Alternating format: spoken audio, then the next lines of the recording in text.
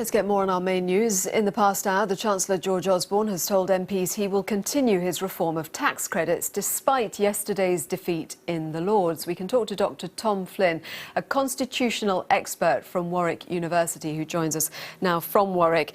So he's looking at the implications, of course, for tax credits, but also at what is to be done with the Lords. What's your view on the constitutional issues here? Some are saying it's a phony constitutional crisis. Hello, Joanna. Yes, indeed. I mean, it's only a constitutional crisis if the government chooses to make it a constitutional crisis. What the Lords did yesterday, they were well within their rights to do. The particular kind of legislation that the government has chosen to make these cuts to tax credits legally effective is very important.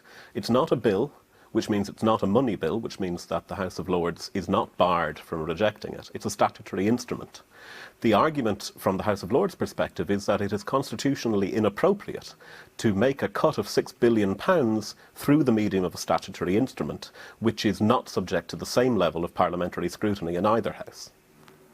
So what is your view on whether this is a constitutional issue that should be dealt with by the government then or not?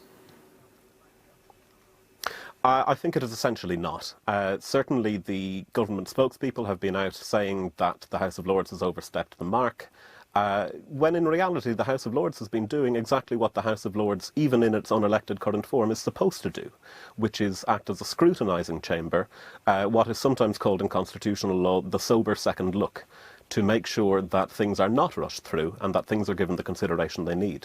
Importantly, the changes to tax credits have not been rejected, they've been merely delayed, and the ball is now in the court of the Chancellor to lay out more clearly the impact of these cuts on the people most affected.